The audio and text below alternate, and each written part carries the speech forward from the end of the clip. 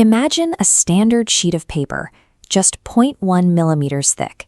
If you fold it in half 42 times, the resulting stack would reach past the moon. While most people guess the height of a notebook or a tall building, the math of doubling creates a distance that defies human intuition. This growth is governed by a specific formula.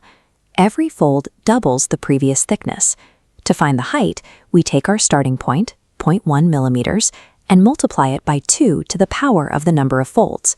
We can see the first few steps clearly. By fold 7, the paper is 1.28 centimeters thick, roughly the width of a notebook. This is where you would struggle to fold a real sheet of paper further because the physical internal stress becomes too great for human hands. To see where the math leads, we have to move beyond the physical limits of paper and enter a thought experiment. We are going to follow that rule of doubling until the numbers reach their logical conclusion. At 10 folds, our paper stack is roughly 10 centimeters tall. It is still small enough to fit in the palm of your hand. At this stage, the growth looks slow and manageable. By fold 20, the numbers begin to lose their physical scale. The calculator gives us 104,857 millimeters. Because our brains don't process hundreds of thousands of millimeters easily, the scale starts to feel abstract. To understand the size, we convert those millimeters into meters. By dividing by 1,000, the height becomes much clearer. At 20 folds, the stack is 105 meters tall. It is now taller than a football pitch is long and reaches the height of a skyscraper. This is the boring phase of doubling.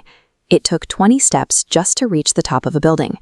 This deceptive start is why exponential growth often goes unnoticed until it reaches a tipping point. The climb accelerates. At fold 25, we convert the units again, this time to kilometers.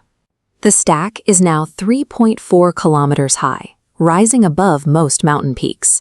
At fold 29, the paper reaches 53.6 kilometers. High above us sits the 100-kilometer line, the edge of outer space. Consider the rule of doubling.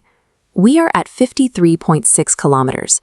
Does one more fold provide enough height to cross that 100-kilometer line into space?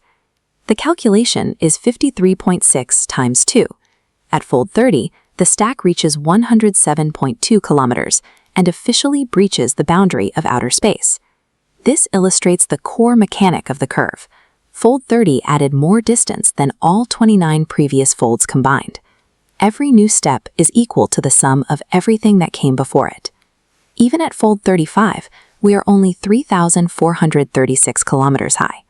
In the vast distance between the Earth and the Moon, the paper stack still looks like a tiny sliver. We still have over 380,000 kilometers to go. But look at the leap at fold 41.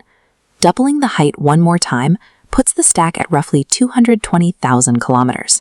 We have finally crossed the halfway mark. One last doubling takes us to fold 42.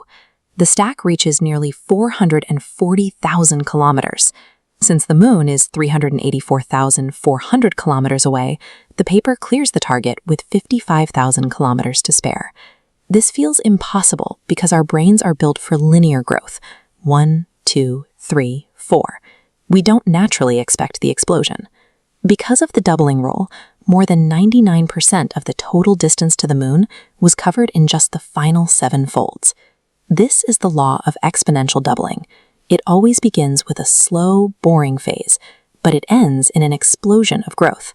The formula, starting value times 2 to the power of n, is a mathematical certainty. These same mechanics apply to any system that doubles, whether you are measuring the thickness of paper, the growth of money, or the compounding skill from a daily habit.